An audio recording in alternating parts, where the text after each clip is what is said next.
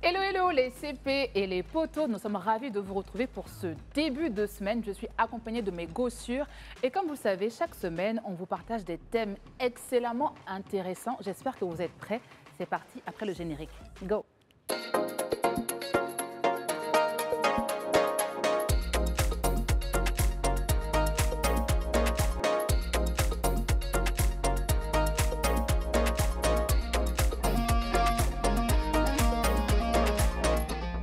Plaisir de vous retrouver encore sur ce plateau. On est lundi. Comment vous allez les filles? Comment s'est passé votre week-end? Ça s'est bien passé. Sauf que je sais pas ce qui se passe sur mon visage. Les boutons veulent gâter mon charisme, mais bon, je suis quand même là. Pourtant, ça se voit pas trop. Si, ça se voit. Je sais qu'ils vont dire. Je les connais. Tu anticipes? Oui, j'anticipe. Tu fais bien d'anticiper.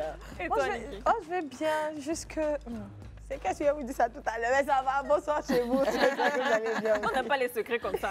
Ah, je vais dire ça tout à l'heure. Revoir. Est-ce que ça chauffe chez moi? Et vous-même, comment vous allez, Marie-Lo. mesdames? Bah écoutez, moi ça va. J'ai décidé d'être Chinese. Elle est fraîche. Mais on dirait que tu as 15 ans. La dame là. So fresh and so clean. Alors là, si je dis que j'ai 25 ans, on peut me croire. Pourquoi vous faites ça? Pourquoi quoi? Pourquoi quoi? Parce que vous savez qu'il y a une nouvelle génération de vieilles là. Elle ne peut pas vieillir. C'est mon grand soeur qui est là. C'est nos grosses. On dit grosse. Ouais, Son Et, grosse. et là, vous venez d'assister à un grand moment d'attachement en direct du club. Coupez la partie, mettez ça sur Non, TikTok, je vais franchement. assumer. Non, mais sérieux, elle Dites fait en jeune commentaire. aujourd'hui, Elle fait franchement. super jeune. Ça lui va Super, trop bien. Elle est franchement. À fraîche. votre avis, elle a quel âge? Hein, à votre avis. À votre avis, elle a quel âge? En tout cas, Dans moi, la j'ai passé vingtaine. un bon week-end. Il faisait beau. J'ai profité un peu de la mer et tout. Donc, Oui, on ça a fait vu du ça. bien. À cause Ça fait de du là, bien. ici, allait payer Coco. On l'a vu, nous, Coco là-bas. En tout cas, Sinon, à part ça, tout à l'heure, tu parlais de thèmes. On a beaucoup de super thèmes ces derniers temps sur le Yeah. club. On parle de quoi aujourd'hui? Oui, on est plutôt inspiré, tu sais, sur le club. Et aujourd'hui, on va parler de l'impact des blessures émotionnelles sur la vie et sur les relations. Lourd thème. allez, la maman blessure que j'ai là, mais c'est blessure d'argent. De ça, on peut parler, il n'y a pas de Non, mais t'inquiète pas, ta blessure, on va la penser. Mais justement, vu que tu es en bleu, on va parler d'Octobre bleu, comme on a eu à le faire tout au long de ce mois-ci. Octobre n'est pas que rose, il est bleu sur le club. Et on y va pour une capsule de notre CP Magnola. Yeah, c'est parti. Une femme est maman dès le jour 1, c'est-à-dire dès lors qu'elle sait qu'elle porte un enfant dans le ventre. Alors que ce soit une semaine, 3 semaines, 1 mois, la joie de porter un enfant dans ses entrailles est palpable. Et lorsque la grossesse s'interrompt, il est souvent très difficile pour elle de remonter la pente. Aussi, à côté de cela, on entend souvent des phrases ou expressions venant de l'entourage de ce genre. On ne pleure pas. Ce n'était qu'un fœtus. Si tu pleures, je ne pourrai plus faire d'enfant. Ton enfant ne repose pas en paix à cause de toi, à cause de tes larmes. Tes larmes le gênent et plusieurs autres. Comme si ce que la femme venait de traverser était banal. Comme si on minimisait le deuil parce que la femme n'avait pas vu l'enfant. Comme si l'enfant n'avait pas d'identité, il n'avait pas existé. Même sort pour les femmes dont l'enfant meurt à la naissance. Elle est brutalement séparée de celui-ci après plus ou 9 mois ensemble H24, mais elle doit faire comme si de rien n'était. Alors, aux mamans, c'est très grave ce que vous venez de vivre. C'est un traumatisme, un choc émotionnel que vous devez prendre le temps de traiter. À l'entourage, ne faites pas comme si rien ne s'était passé. Une femme a perdu le fruit de ses entrailles et vous ignorez la douleur tant que vous n'êtes pas passé par là. Alors, évitez ce genre de phrases. Aidez plutôt la maman ou le papa à faire son deuil en étant bienveillant et en écoutant leurs désirs. Ils savent mieux que vous ce dont ils ont besoin à ce moment-là. La seule chose dont on peut abuser, c'est de l'amour. Par des gestes, des mots, de l'attention, de la bienveillance. Rien ne peut ramener l'enfant à la vie, on le sait. Mais essayez d'adoucir la peine des parents par votre comportement. Retenez encore une fois Octobre et aussi bleu.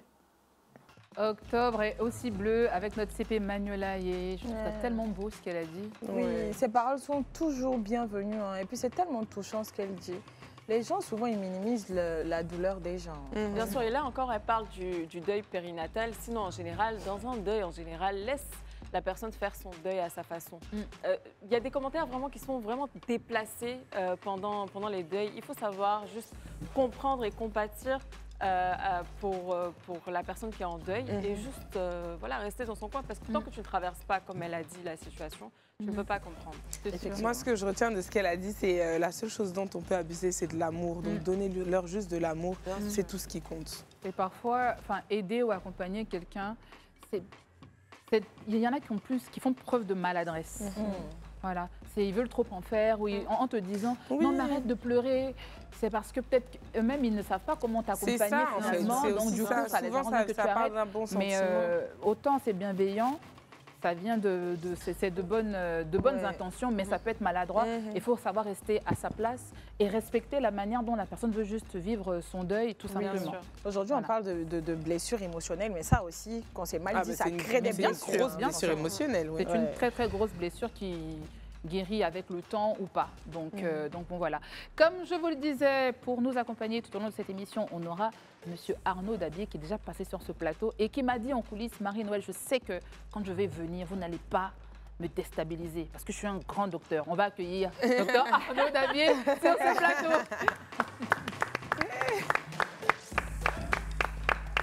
Hello. Comment ça va, Arnaud? Comment ça va, Arnaud? Bonsoir, Doc. Bonsoir, comment vous allez? On va super bien. C'est la deuxième fois, hein? Oui. C'est bon, il fait partie de la famille maintenant. Ça va, tu gères. Non, parce que tu m'as dit que tu ne pouvais pas être déstabilisé par des femmes. Donc, mais tu es un grand doc, là, n'est-ce pas? Les femmes, c'est complexe. On déstabilise toujours. En plus 4. En plus 4.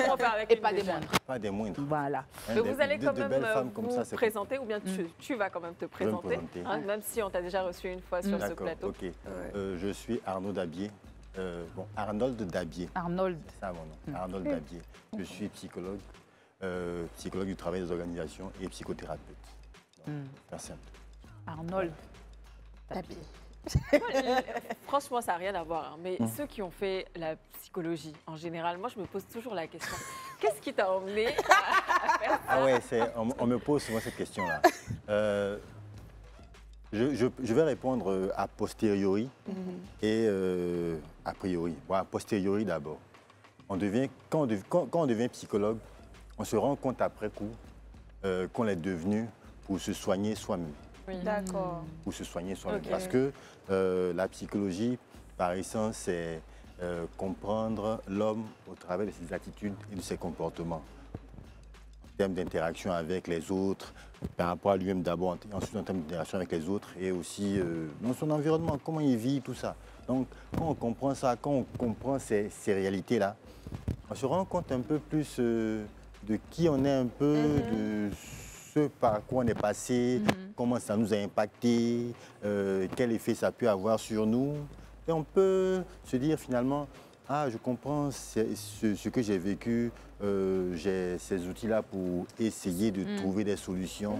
Et là maintenant, quand on est arrivé à trouver des solutions pour soi-même, on peut maintenant mieux se projeter sur l'idée maintenant d'aider les autres, d'accompagner les autres à trouver des solutions aussi pour eux-mêmes aussi. Et donc, a priori maintenant, je suis devenu psychologue parce que j'aime l'humain.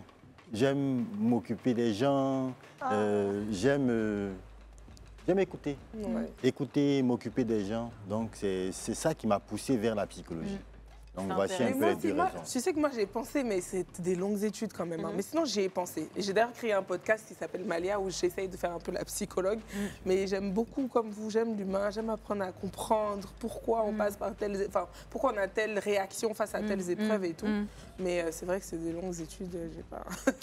Eh ben voilà, maintenant que le décor est planté, Doc, comme je l'ai annoncé tout à l'heure, notre thématique du jour, c'est l'impact des blessures émotionnelles sur la vie et sur les relations.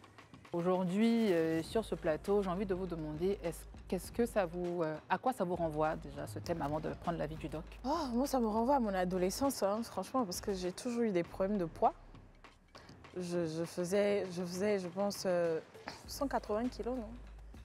Donc du coup, pour moi, c'était difficile les relations avec les gens. Parce qu'en gros, c'était que des moqueries que je recevais, des petits surnoms et tout. Donc du coup, ça fait que j'ai passé une adolescence très difficile et ça m'a renfermée. En tant que personne. Je pense que c'est ça. Ça nous ramène un peu toutes au passé. De toute façon, on en reviendra juste après pour expliquer chacune qu'est-ce qu'elle a pu vivre comme histoire concernant les blessures émotionnelles. Mais pour vous, docteur, c'est quoi les blessures? Pour faire simple, les blessures sont des traumatismes. Des traumatismes qu'on vit, qu'on a vécu d'abord et qu'on vit et qu'on continue de vivre. Et qui ont un impact sur nous du fait de leur résurgence depuis le passé.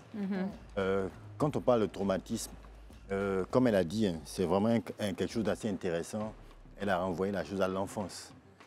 Généralement, la plupart des traumatismes que nous vivons ont leur origine dans l'enfance. Ce qu'on a vécu, le rapport qu'on a eu d'abord avec les premières personnes qui nous ont permis d'intégrer la vie, papa, maman.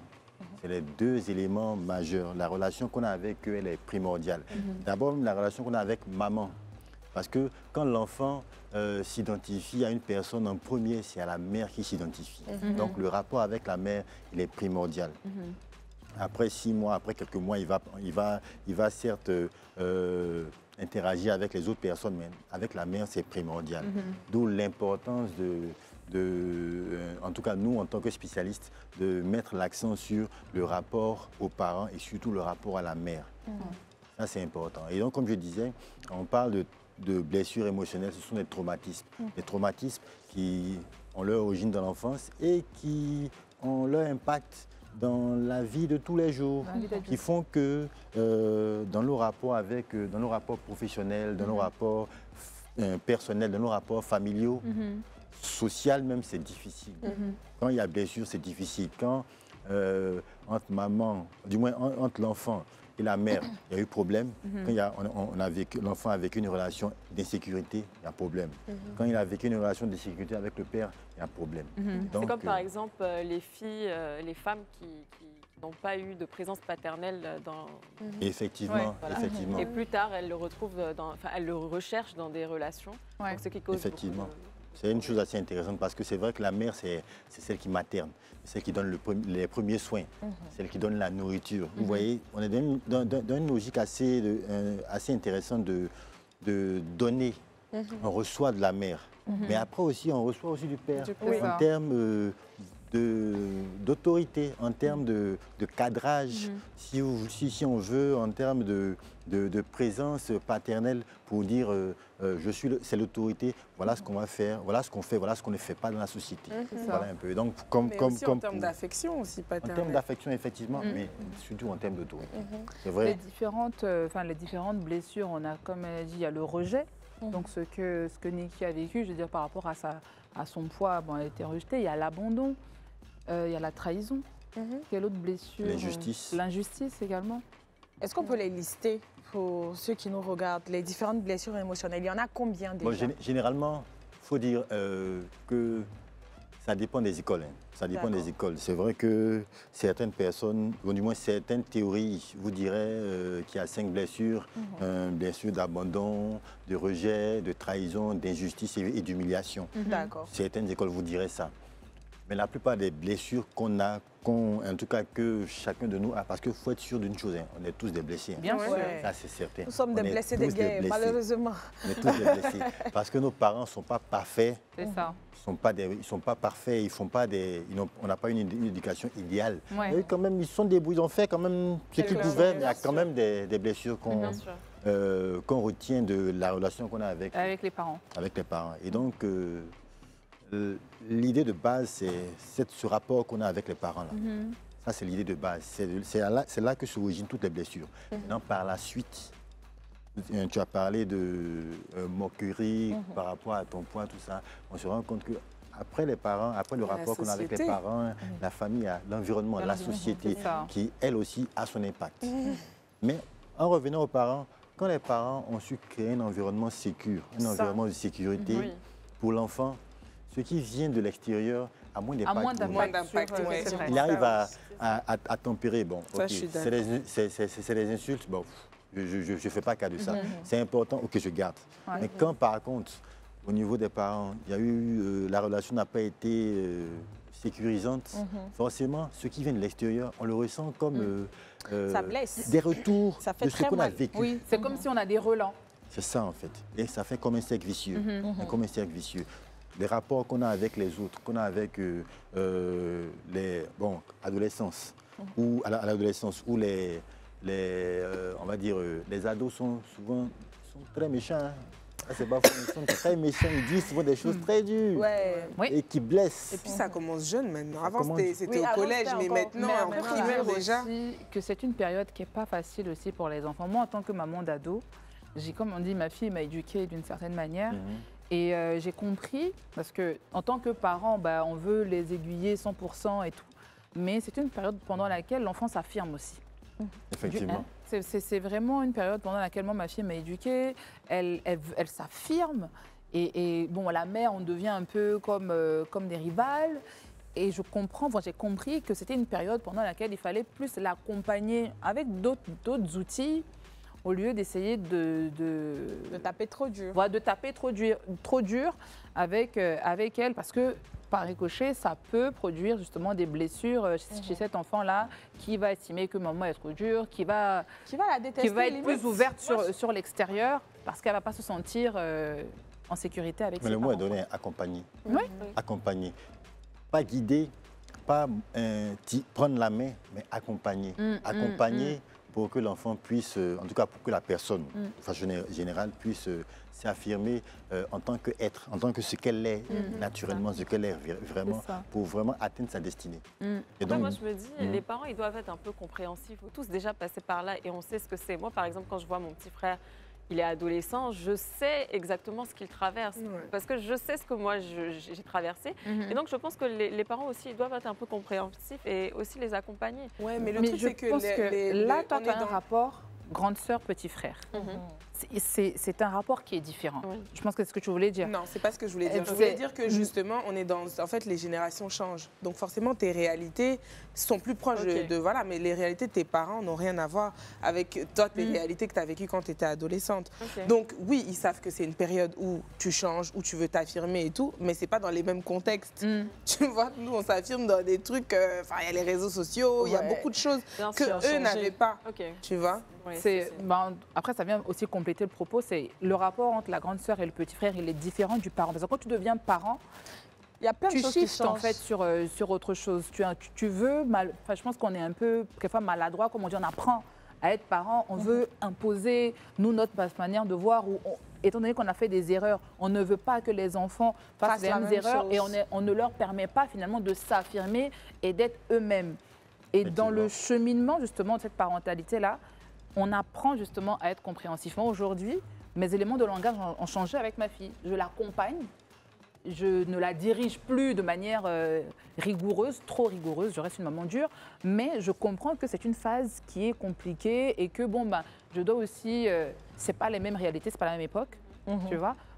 Mais c'est pas évident et faut vraiment qu'on fasse attention à l'adulte qu'on construit. Tu vois, et aux blessures justement qu'on peut générer de manière indirecte et quelquefois inconsciente. Et inconsciente. Alors donc, Doc, on va un peu récapituler quand même les blessures parce qu'on était sur l'adolescence, c'est vrai. Mais est-ce qu'on peut aller en profondeur, par exemple, par rapport au rejet, la blessure du rejet? Bon, effectivement, la blessure du rejet.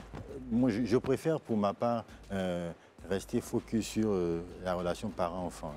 C'est primordial. Mais est-ce qu'on peut être rejeté justement oui, il peut avoir un rejet. Il peut avoir un rejet. Il peut avoir un rejet. On est toujours dans une logique de, on va dire, dans ce rapport-là, d'abandon. D'abandon, c'est l'élément majeur en fait, l'abandon. Donc, quand une personne se sent rejetée aussi, est rejetée ou se sent rejetée. Donc, on est dans cette logique-là. Forcément, les réactions qu'elle va avoir seront différentes. D'une personne qui est bien accueillie ou bien qui se sent en sécurité. Et donc, ça va impacter son estime d'elle-même, donc l'estime de soi, sa confiance en soi, l'image qu'elle a d'elle-même. Il y a beaucoup de ça. Vous voyez, par exemple, des enfants qui naissent dans des environnements où la famille se déchire, papa, maman divorcent. Ils sont déjà même à la naissance, ça peut être difficile pour eux. Et quand ils sont en train de de percevoir un peu comment l'environnement évolue. Ils peuvent entendre des choses qui peuvent être mal perçues par eux. Oui, surtout quand tu vas à l'école et que tu vois maintenant d'autres structures familiales qui sont différentes des tiennes. Effectivement. Là, tu es confronté à la réalité. Parce qu'au début, c'est ton normal, en fait, à toi. C'est la famille dans laquelle tu grandis, c'est ta vision normale d'une famille. Jusqu'à ce que tu vois qu'en fait, il y a d'autres choses dehors. Effectivement, effectivement. Et ça peut poser problème. On est dans des situations où vous avez des enfants qui vivent ce genre de situation, ce genre de rejet-là, ce genre de situation-là, et qui regardent autour d'eux à l'école, qui voient un père, une mère qui accompagnent leurs amis et qui, eux, ne voient que maman qui vient, ou quelquefois papa, qui entendent des choses à la maison, qui entendent des choses via le téléphone. Vous imaginez un peu la difficulté pour un tel individu. Ça peut avoir un impact sur comment l'enfant se projette plus tard en tant qu'adulte dans son rapport avec le sexe opposé. C'est un garçon, comment il envisage même la relation même avec une femme. Si c'est une femme, comment elle envisage la relation avec un homme. Et ça influence fortement le choix des partenaires. Donc certains comportements de personnes adultes qu'on rencontre aujourd'hui, si on se penche par exemple sur le cas des hommes qui abandonnent des femmes et tout, qui se comportent d'une certaine manière, tout cela résulte de ce qu'ils auraient vécu comme blessure émotionnelle dans l'enfance. En grande partie. Il y a certains hommes même qui ne font que reproduire ce qu'ils ont vu, le même schéma. Oui, j'aime bien le fait que tu dises en grande partie, parce qu'il y a certains aussi il y en a, ils ont vécu la vie parfaite. Il y a certaines qui font l'inverse. Il y a certaines personnes qui font l'inverse. Bon, on va dire prenons le cas en termes d'éducation. Imaginons un jeune homme, un enfant qui a vécu dans une famille où il était, on va dire, brimé. Brimé, brimé, où il y avait, c'était tendu, c'était toujours... C'était tendu toujours, c'était conflictuel. Okay. Imaginez par exemple, ça c'est un cas que je partage avec vous en taisant les noms. Le père en question vient vers nous et nous dit, j'ai mon fils qui n'écoute rien, il est insupportable. On n'arrive pas à le canaliser, c'est difficile. En les écoutant, en analysant un peu la situation de famille, en faisant une sorte, on va l'historique un peu de la famille, on se rend compte que le père en lui-même, il a vécu dans un environnement toxique, où il était brimé. Tu ne vaux rien, tu ne sais à rien, tu ne peux rien, tu n'arriveras jamais à rien, tu es un idiot, tout ça. Et il en est quand même sorti plus ou moins, malgré des cicatrices qui restent quand même des cicatrices. Il est sorti de cette situation-là. Et il veut à tout prix que son fils ne se trouve pas dans ce genre de situation. Donc, qu'est-ce qu'il fait? Il fait l'effet inverse. C'est ça, il le laisse faire tout ce qu'il veut. Il le laisse faire tout ce qu'il veut, il le cache. C'est du genre l'enfant roi. Et l'enfant roi, qu'est-ce qui se passe? Il monte sur ta tête. Il monte sur ta tête. C'est clair. Non, on a très bien compris le cas et des cas, il y en a plein encore. On a plein comme ça. On les verra juste après la pub. En tout cas, on a pas mal de choses à se dire avec Dr Dabi. On se retrouve juste après, à tout de suite. De retour de la pub, je suis toujours accompagnée de mes CP et on a le docteur Dabi qui est à nos côtés. Et la thématique du jour, c'est l'impact des blessures émotionnelles sur la vie et sur les relations. Doc, on était en train de parler justement de ce papa qui reproduisait le schéma, mais à l'inverse avec son fils et qui avait donc l'enfant roi à la maison. Donc un père qui a vécu une situation où il était traumatisé, où il était brimé, donc il subissait les brimades, des insultes, à n'en point finir. Et il grandit, il devient un homme, il fonde une famille. Et ce qu'il espère, lui, ce qu'il se dit, mon fils ne va pas vivre ce que j'ai vécu. Je le mettrai dans les conditions pour qu'il ne vive pas ce que j'ai vécu. Et donc, il se dit qu'il fait bien, il crée les conditions. Le fils a tout. Ça part d'une bonne intention. Ça part d'une bonne intention, effectivement. Et donc, il met tout en place pour que le fils se sente heureux, selon lui. Qu'est-ce qu'il crée sans se rendre compte? Le phénomène de l'enfant roi. El Diablo. Un enfant qui pense que tout lui est permis. Qui n'a pas de limite. Alors qu'un enfant doit avoir Alors qu'il faut avoir des limites. Il faut savoir dire non à un enfant. L'idée même de non, c'est quelque chose de normal. Il faut savoir dire non. Le fait de dire non à un enfant. L'idée, en fait, on néglige souvent une chose importante. En tant que parents, il faut qu'on apprenne à nos enfants à accepter la frustration. ça permet de les construire. Pour qu'ils puissent affronter la vie et les réalités. Effectivement, pour qu'ils puissent faire face aux échecs. Parce que les réalités, là, on te dit non tous les jours. Pour nous qui avons laissé nos parents avec les grands-parents, ils ne comprennent pas souvent que dire non à l'enfant, c'est pas lui vouloir du mal. Oui. C'est lui montrer que tu ne pourras pas avoir tout dans la vie, c'est pas possible. Effectivement. Alors moi, justement, j'avais eu un échange, très souvent, je l'ai avec ma fille, la grande, et je lui disais, mieux vaut que tu apprennes ça à la maison que dehors. Parce que dehors, tu apprendras ça de manière beaucoup plus dure que moi. C'est vrai, je te dis, ne fais pas ci, ne fais pas ça. Il faudrait que tu comprennes qu'il y a des limites dans la vie. Par exemple, dehors, on te dit, tu ne voleras pas, tu ne vas pas tuer, tu ne vas pas attendre. Mais les conséquences de ça, c'est quoi? C'est la prison. Alors qu'à la maison, tu fais une bêtise, bon, peut-être que je vais seulement un peu taper, ou t'engueuler, ou te priver de ton téléphone, etc. Mais au moins, tu apprends qu'il y a des limites et lorsqu'il y a des règles qui sont établies, il faut les respecter. Donc, je veux dire non à un enfant, ce n'est pas parce que tu ne l'aimes pas. C'est justement parce que tu aimes ton enfant que tu veux lui donner justement ces valeurs-là pour qu'il soit mieux outillé dehors. Et le fait de lui dire oui, je ne pense pas qu'on lui fasse du bien non plus, quoi. On peut dire oui, on peut dire non. Non, oui à tout. Effectivement, oui à tout, c'est la porte ouverte à tous les caprices. Et il faut définir un cadre. Voilà. Quand il n'y a pas de cadre... Il faut qu'il y ait un cadre. Voilà. Important. Ça permet d'aider l'enfant, en tout cas qui sera un adulte par la suite, à comprendre qu'il y a des limites, il y a des choses à faire, il y a des choses à ne pas faire. Donc ça, c'est primordial. Mais aujourd'hui, comment on fait pour reconnaître ces blessures-là? C'est-à-dire, moi, je sais par exemple que j'ai été abandonnée, mais je ne suis pas vraiment consciente du fait que je n'ai pas eu la présence de mon papa, par exemple, dans ma vie, c'est un exemple que je prends, dans ma vie, ait pu affecter, par exemple, ma relation. Comment on sait reconnaître ça? Bon, généralement, je te dirais, pour faire simple, de venir à un cabinet si ça pose problème. Publicité sur... on voit souvent, on a quelques signes on a quelques signes qu'on est blessé, que la blessure émotionnelle qu'on vit, en tout cas qu'on subit, affecte notre environnement, affecte notre façon d'interagir avec les autres. C'est quoi ces signes-là? Est-ce qu'ils sont les émotionnels larmes, ou physiques? Ils sont physiques aussi, Oui, ils sont physiques. C'est vrai, émotionnels, mais beaucoup physiques aussi. Donc, les crises de larmes. Je pense que c'est des choses qui sont assez récurrentes pour les personnes qui subissent, en tout cas qui vivent des blessures émotionnelles assez fortes. Les crises de larmes, les colères sans raison, l'irritabilité, le fait de ruminer beaucoup. On rumine les choses, les idées noires. Ça tourne en boucle, ça tourne en boucle. Faut que je trouve mes blessures là. On est insomniaque, on tourne et puis ça tourne, ça tourne, ça tourne, ça tourne. C'est compliqué. On est dans une spirale où on est quasiment dans le désespoir quand on est face à certaines situations. On est dans le tout, sur le tout ou rien. On rit, certes, mais on peut pleurer, passer des larmes tout d'un coup. Je vais vraiment rendre excuse-moi Niki, vraiment rendre je ne sais pas mon témoignage, mais partager mon expérience. J'ai vécu une situation il y a quelques mois et tu es tellement dans la gestion de la situation, tu ne te rends pas compte des coups que tu encaisses et que ces coups-là finalement ont un impact émotionnel sur toi mais physique. Et comme tu dis, moi vendredi de la semaine dernière, on m'appelle, on me dit ma fille est malade, mais moi j'éclate en sanglots quoi. Mais je pleure, je panique, j'étouffe, il faut savoir que je dors très peu, j'ai pas de nuit, moi vendredi à ceux qui dorment à 22h, qui se réveillent à 6h ou à 7h, vous êtes bénis. Mais moi, tu dors très peu, tu peux avoir des crises de colère, mais tu es vraiment à fleur de peau. Et là, je me suis posée et je me suis dit, waouh, j'ai vraiment été brisée. Et là, quelquefois, on se sent inutile.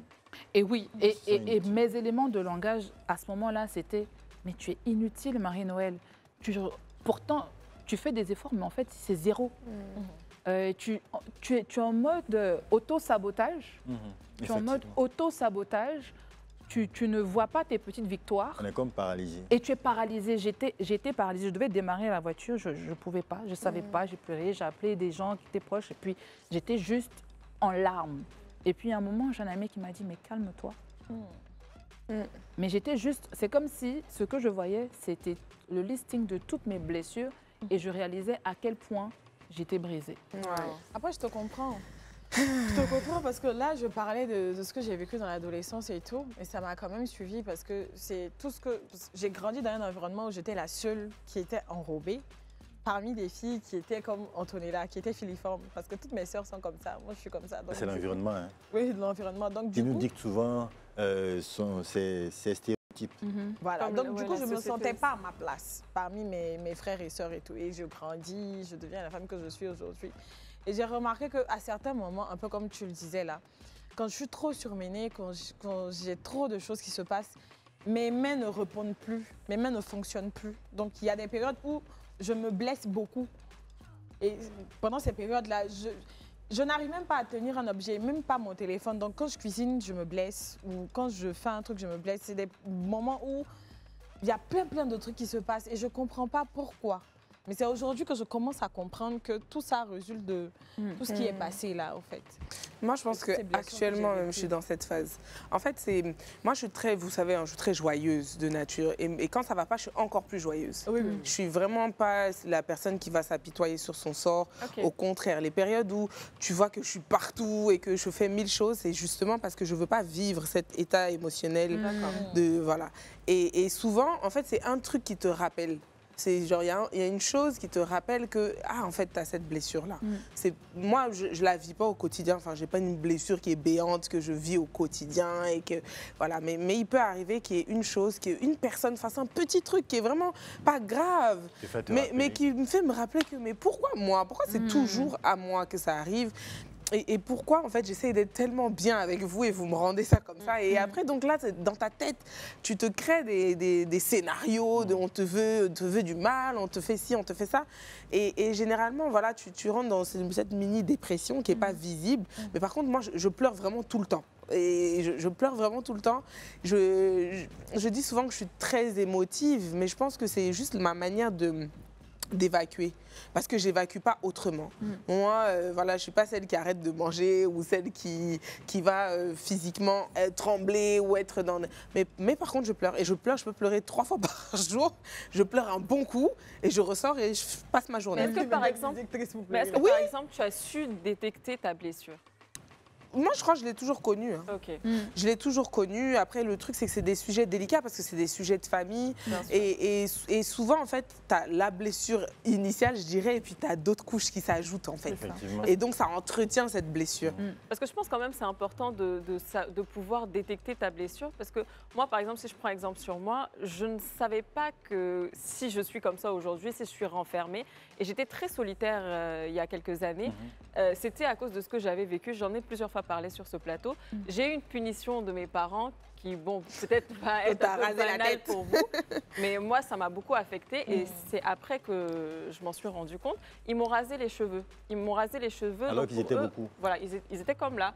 Et moi, j'aimais beaucoup mes cheveux, j'aimais prendre soin de moi, j'aimais être... voilà, j'aimais être jolie. Ouais. À quel âge 26 ans. Non, mais à quel âge C'était à mes 16 ans. 16 en plus, franchement, c'était le mauvais moment. À l'adolescence. À une phase où tu veux la jeune fille veut s'exprimer. Exactement. Et donc, quand c'est arrivé, je me sentais très mal. Donc, je me suis très vite renfermée. Je ne parlais plus à personne, que ce soit les membres de ma famille, des amis. Je me disais, mais ça sert à quoi au final? Enfin, je voulais juste rester avec moi et moi seule. Et j'ai pris cette habitude de rester toute seule jusqu'à ce que j'ai eu un premier travail. Donc même quand je partais à l'université encore, j'avais des amis, mais ça restait que les amis de l'université. Donc j'arrivais pas à me construire un cercle. Voilà, un cercle. C'est parce que vous étiez ensemble, donc vous parliez là-bas. Voilà, juste ça. Et donc quand je me retrouvais chez moi, c'était pareil. Et quand j'ai eu mon premier job, bon, c'était pareil aussi. Mes amis du travail restaient mes collègues, et puis à la maison, c'était différent. Et au final, j'ai rencontré une personne avec qui donc j'ai parlé. Et c'est là, en fait, que je me suis rendu compte que c'était par rapport à cette situation que je suis devenue comme ça et que je me suis très vite renfermée et que j'évite d'avoir des relations avec qui que ce soit. Alors, Doc, quel est ton avis, justement, au regard de tout ce que tu viens d'entendre, tous nos 4 témoignages? Quel est ton avis, rapidement, le petit diagnostic? Rapidement, je reviens sur l'élément que je rappelle, qui est primordial. Le rapport que vous avez toutes avec vos figures parentales, papa ou maman. C'est primordial. Déjà de se poser les bonnes questions. Bon, on n'a pas assez de... On n'est pas des magiciens pour se dire, bon, qu'est-ce que j'ai vécu quand j'avais 1 an, 2 ans? Mais au moins, parler avec les parents. Essayer de se rappeler un peu quelles sont les choses qui m'ont choqué. Et puis s'asseoir et puis se dire, OK, voilà ce qui s'est passé, voilà ce que j'ai vécu, un peu comme tu as dit tout à l'heure, Antonella, voilà ce que j'ai vécu, comment je me suis senti. L'idée, c'est de pouvoir mettre tout à plat, mettre tout à plat et puis vraiment analyser ce que ça nous a fait concrètement. Ça permet, en fonctionnant comme ça permet déjà de pouvoir faire sortir ce qui est toute l'énergie négative qui est liée à cet élément-là. C'est dans nos sociétés, dans nos sociétés africaines, c'est un peu difficile quand même de pouvoir. Oui, non, mais je veux dire, tu peux faire ta rétrospective, mais souvent, ce qui nous manque, c'est la validation, c'est de ce qui nous est arrivé. C'est que, OK, je parle, disons, je prends un exemple, je parle à ma mère, je lui dis, voilà, maman, moi, je comprends que c'est ce qui s'est passé à cet âge-là qui a cet impact sur moi aujourd'hui. Et le fait qu'elle me dise oui, je reconnais qu'il y a eu ça et c'est ça qui a cet impact aujourd'hui. Rien que ça, c'est apaisant. Ça te soulage. Mais quand tu as en face de toi un parent qui, parce qu'il est africain et parce que nous sommes dans une société où l'enfant n'a pas à reprocher quoi que ce soit à son parent, et tu es dans ce truc-là où en fait tu as la frustration qu'on ne valide pas tes sentiments, qu'on ne valide pas ta blessure, qu'on n'accepte même pas que tu exprimes ta blessure. Et donc, comment est-ce qu'on fait pour sortir de ce truc-là quand on n'a personne en face qui veut nous écouter? Première chose, en termes d'estime de soi, on a l'image de soi. L'image de soi, l'image de notre corps, comment on se voit soi-même. C'est l'élément primordial. Comment tu te vois toi-même. Si tu te vois, tu te perçois comme une personne qui a progressé, qui a fait le deuil de ce qui s'était passé, seul déjà, qui a fait le deuil de ce qui s'était passé et qui est prête à passer à autre chose, que ceux qui sont en face de toi, valide ou pas, à la limite, c'est moins important. Tu es arrivé toi-même à comprendre que j'ai vécu cette situation, voilà ce qui m'est arrivé. Je respire, je décide que, OK, c'est vrai, je suis faillible sur certains points, je ne suis pas parfaite. Il y a des choses qui arrivent, qui sont peut-être liées à ça, mais vu que je prends conscience de cela, je suis capable de pouvoir mieux analyser la situation et décider de passer à autre chose. Donc, pour soi-même d'abord, c'est important. Quand tu as 10 ans et que tu vis quelque chose tout de suite, que toi-même, tu n'as pas maîtrisé à tes 10 ans, et que tu arrives à 40, 50 ans, et que même les souvenirs ne sont pas clairs de comment ça s'est produit, de ce qui s'est réellement passé et tout, c'est un peu plus difficile d'avoir ce déclic seul. C'est pour ça que je dis, moi vraiment... Mais c'est pour ça que tu viens voilà, c'est ça. Moi, je comprends parfaitement ce que René dit. Parce que moi, par exemple, ça ne m'affectait pas plus que ça. Plus j'ai pris de l'âge, et j'ai eu d'autres personnes à qui me confier, à qui parler. Et donc, ça passait, ça allait. Mais le jour où je me suis assise avec maman, et comme tu dis, les femmes africaines, elle veut rien entendre. Elle veut pas que tu lui parles. C'est elle qui a raison. Et je lui ai dit, maman, tu sais, ce qui s'est passé, ça m'a beaucoup fait mal. Elle a rigolé. Je lui ai dit, ah, ça te fait rire. Moi, ça me fait pas rire. Et j'ai commencé à pleurer. Donc, quand elle m'a vue comme ça, elle a commencé à pleurer. réalisé. Non, mais parce que parfois, il faut les choquer un peu. Est-ce que tu me pardonnes? Je dis oui, tu es ma maman de toute façon. J'ai aucun problème, mais juste, je voulais te dire, je voulais que tu saches que ça m'a fait Et c'est important de leur dire. Et moi, depuis ce jour, mais c'est important. Après, moi, pareil, moi, vraiment, ma mère, enfin, j'ai pris l'exemple d'une maman, je veux surtout pas qu'elle pense que, parce que ma mère, au contraire, c'est elle qui m'a apporté cet équilibre, tu vois. Et c'est vraiment, c'est la mère qui écoute, c'est la mère à qui tu peux parler, c'est la mère qui, même si elle te dit, parce que de toute façon, elle a toujours raison quand même, mais c'est la mère qui te laisse t'évacuer, tu vois. Et quand tu finis, quand elle sent que c'est vraiment parce que tu en avais besoin, elle te laisse dire tout ce que tu as envie de dire. Et puis après, elle te rappelle que c'est elle, ta mère. Mais franchement, j'ai une mère qui m'a donné tellement d'amour que ça a comblé beaucoup de ces blessures-là. Et c'est pour ça que je veux parler aux parents et leur dire, c'est important que vous aussi, vous puissiez voir en vos enfants quelle est la blessure et les laisser parler. Chacun de nous, on a différentes sensibilités. Ce qui va être important ou aura plus d'impact, par exemple sur René, sur Niki ou sur Anto, ne le sera pas pour moi. Le positionnement, justement, lorsqu'on est face à ce type de blessures qui sont peut-être minimisées quand on a en face notre bourreau émotionnel, quelle est la conduite à tenir? Je sais que toi, en tant que doc, vous proposez des séances d'accompagnement, des thérapies, etc. Comment est-ce que vous faites? Effectivement, on propose des thérapies, des psychothérapies, pour aider les personnes qui sont en souffrance dans ce genre de situation-là. C'est vrai qu'on parle de blessures émotionnelles, on a parlé beaucoup de l'enfance, de rapport entre l'enfant et les parents. Mais quand on parle de blessures émotionnelles aussi, l'environnement joue beaucoup. Des personnes qui ont vécu des crises, on va dire des crises politiques, des guerres et autres, tout ça, vivent des blessures, ont vu des choses qui les ont traumatisés et qui ont eu un impact sur eux, au point où ça devient difficile pour eux de pouvoir se projeter même dans l'avenir, de pouvoir même exister en tant qu'individu et de se projeter. Et dans ce cas bien précis-là, une psychothérapie existe. La thérapie cognito-comportementale, par exemple. C'est une thérapie cognitive comportementale, effectivement, elle en fait partie. En fait, la thérapie cognitive comportementale, c'est tout un ensemble qui vise à aider la personne à, on va dire, à être transformée d'un point de vue émotionnel, d'un point de vue attitude et d'un point de vue comportemental. Bon, je dirais cognitif, affectif et conatif, on va dire. Mais bon, l'idée, comme je disais tout à l'heure,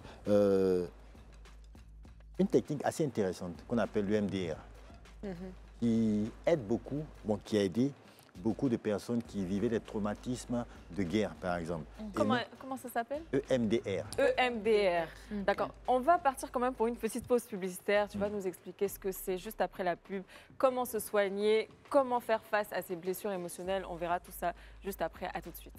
Retour de pub, vous êtes sur le club et on est avec le doc qui est en train de nous donner justement les différentes mesures d'accompagnement que vous proposez en tant que spécialiste. Donc on était sur la thérapie cognito-comportementale. Et l'EMDR. Non, c'est un groupe. Un groupe, ok. Les thérapies cognitives comportementales. Cognitives comportementales. Comme je disais, cette thérapie-là, l'objectif principal, c'est d'amener la personne qui vient en thérapie à changer d'attitude et de comportement via certaines techniques. Donc, on va agir sur les émotions, sur les attitudes et le comportement. Donc, en gros, c'est un peu cela. Et parmi ces thérapies cognitives comportementales-là, on a une technique qui marche bien, un outil qui marche bien, qu'on appelle l'EMDR. Pour faire simple, l'EMDR, c'est quoi? Je vais vous épargner la définition. Trop scientifique. Trop scientifique. Tu n'as pas confiance? Nous, on aime bien quand on est terre à terre. Pour faire simple, je vais faire le geste. Ok.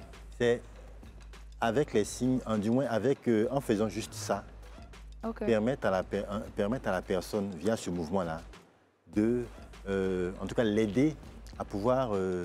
se recentrer sur quelque chose? C'est vrai, certes, mais l'aider à pouvoir faire baisser tout ce qui est tension par rapport à une situation stressante, à une situation traumatisante. Juste avec ce mouvement-là. Juste avec ce mouvement. D'où ça vient? On s'est rendu compte d'une chose simple. Prenons un exemple. Je prends une voiture, je suis en voiture et puis je grille un feu. Ou bien je me fais heurter par quelqu'un. Et puis la personne prend la fuite. Je suis énervé. Il fait les 20 heures, je suis énervé, ça ne me plaît pas. Je suis hors de moi, je rentre à la maison et puis finalement, mais c'est pas possible, pourquoi les gens font ça? Mais c'est pas normal tout ça. Et puis bon, je me couche, je m'endors.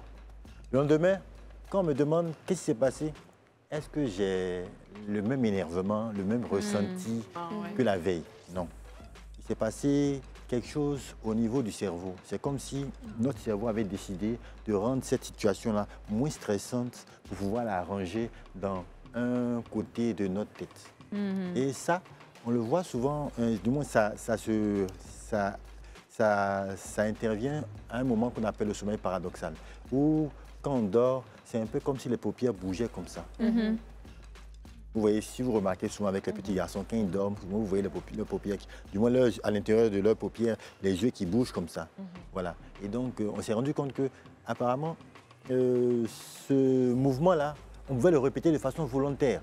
Et en le faisant, ça avait un impact sur comment les personnes qui avaient vécu des traumatismes ressentaient ces traumatismes-là. On évoquait les traumatismes par petits bouts, pas tout entier, par petits bouts. Une partie du traumatisme, quand on sentait que la personne se sentait vraiment mal à l'aise, tout ça, et on faisait le mouvement. Je fais un exemple. Et elle ne veut pas m'évanouir. Tu ne t'évanouiras pas, il n'y a pas de souci. Tu regardes mes deux doigts.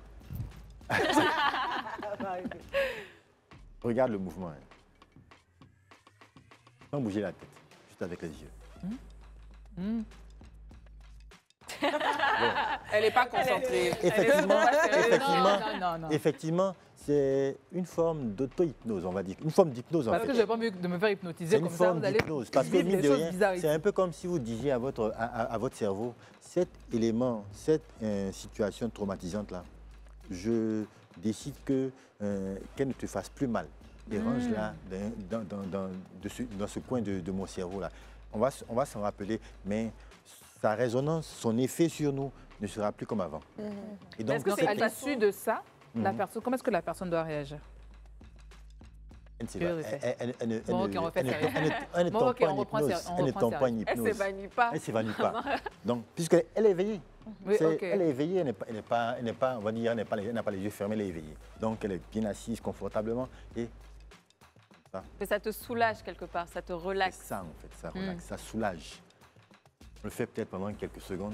Mais est-ce que c'est un moyen pour soigner ces blessures-là? Oui, ça soigne effectivement. On s'est rendu compte qu'avec les soldats qui avaient fait la guerre d'Afghanistan, qui avaient fait la guerre d'Irak aussi, et la guerre du Golfe en l'occurrence, cette technique-là avait un effet terriblement efficace. Ça permettait pour ces soldats de pouvoir relâcher. En tout cas, relâcher, de pouvoir faire baisser la tension liée aux événements stressants qu'ils ont vus. Des mains coupées, des choses horribles qu'ils ont vues là-bas. Est-ce que ça marche aussi pour les peines de cœur? Parce que, on va pas se mentir, sous nos cieux-là, il y a beaucoup de personnes qui ont le goumet, qui ont des peines de cœur. Je sais que vous avez des patients qui viennent vous voir souvent à cause de ça. Est-ce que ça marche? Il y a pire même, donc bon. Est-ce que ça marche aussi pour ça? Mais ça reste une blessure, hein? En tout cas, dès l'instant où... Est-ce qu'on utilise cette technique particulière pour ça? Non. On pourrait l'utiliser. Ok, on pourrait l'utiliser. Mais effectivement, ça dépend de la résonance du traumatisme. Sinon, on pourrait l'utiliser. Si par exemple, comme tu parles de goumet, si on est face à quelqu'un qui vit un goumet et puis qui a des tendances suicidaires, vraiment il faut l'aider. Oui.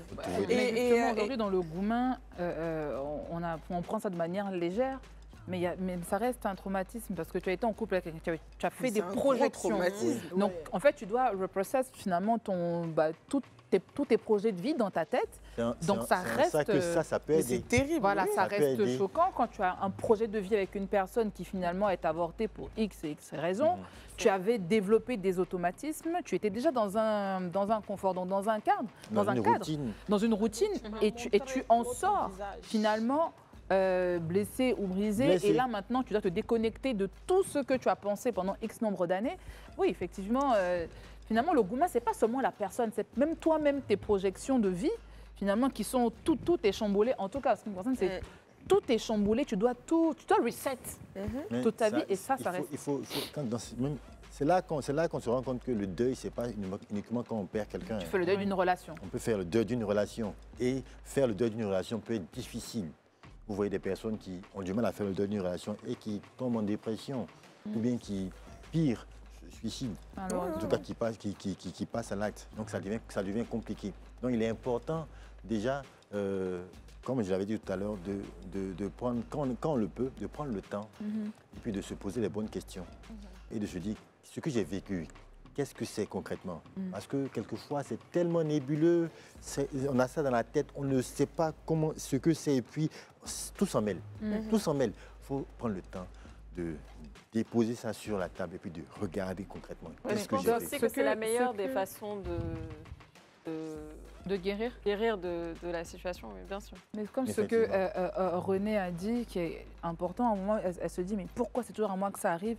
Quelquefois, je pense que c'est important aussi de s'asseoir et de faire un petit peu le point C'est quand tu accueilles des situations, tu te dis, OK, maintenant ça, j'arrête. Parce que j'ai compris que c'est quand je fais ça qu'il y a cet effet. Donc, j'arrête ça pour éviter qu'il y ait cet effet. C'est ça. Mais ça, tu arrives à le faire. C'est pour ça que je te disais tout à l'heure, tu arrives à le faire quand tu es adulte. Oui.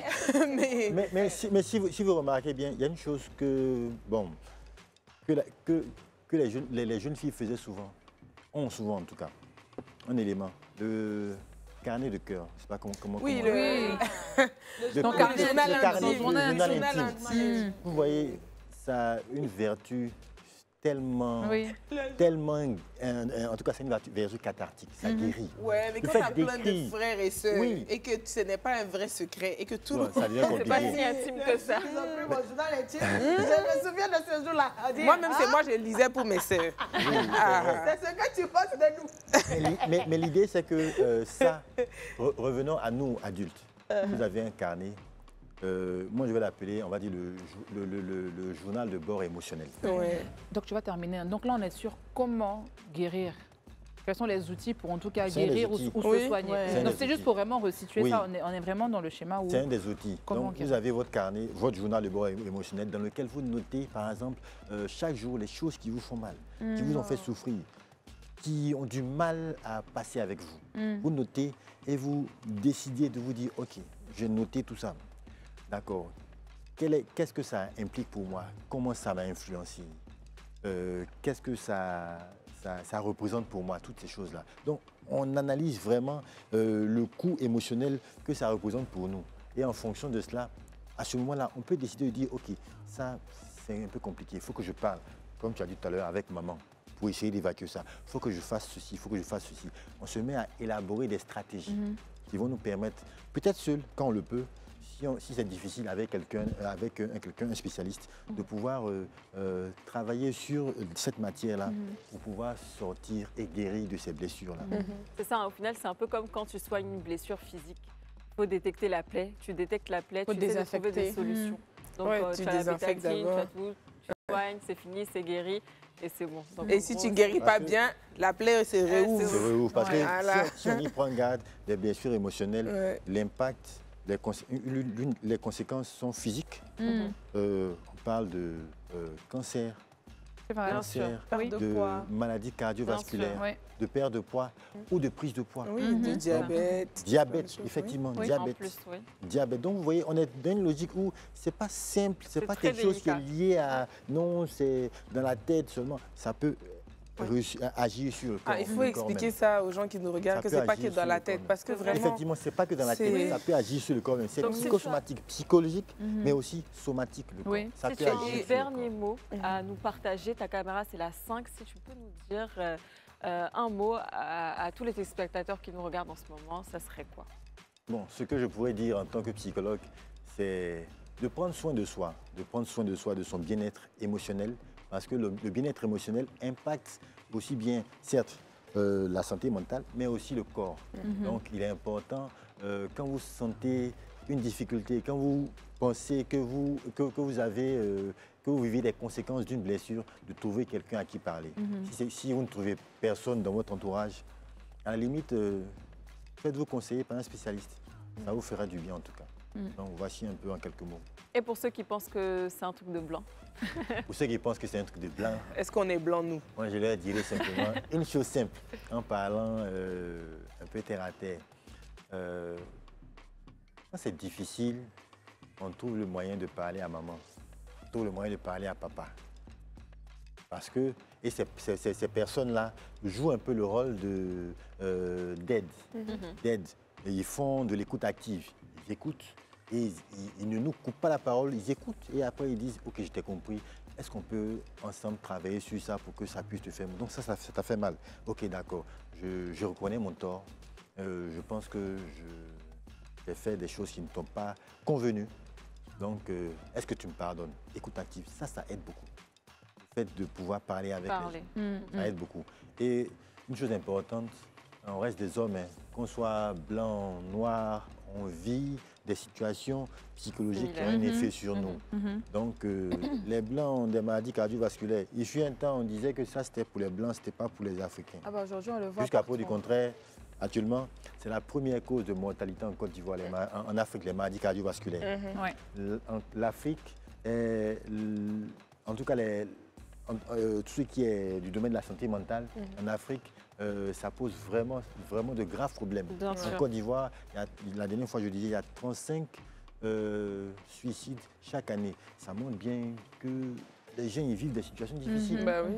Et il faut bien Et ça, c'est ceux qui sont reportés. les même. aider. D'où l'intérêt de ce genre de Lucarna pour vraiment sensibiliser le grand public sur l'importance de prendre soin de soi, de sa santé mentale, d'intégrer que quand je subis une blessure émotionnelle, quand j'ai subi une blessure émotionnelle, il faut prendre le temps de trouver les moyens pour la guérir. C'est très important. Pour la guérir. Si on n'arrive pas à la guérir, mais au moins pour comprendre ce qui s'est passé, de sorte à pouvoir facilement, en tout cas mieux vivre en tout cas sa vie d'adulte. En tout cas, docteur, c'était un plaisir de te recevoir sur ce plateau. Le message, je pense qu'il est très bien passé. Pour ceux qui n'ont pas très bien compris l'émission, vous pouvez replay, encore replay, jusqu'à ce que ça passe. Pour nous, en tout cas, le message est très bien passé. Et merci encore une fois d'être venu sur ce plateau. On espère vous revoir très prochainement. C'est la deuxième fois. Donc, totalement à votre disposition. Je suis une de belles femmes, je suis très heureux. Quant à vous, on se retrouve demain pour un nouvel épisode, une nouvelle émission. Et à très vite.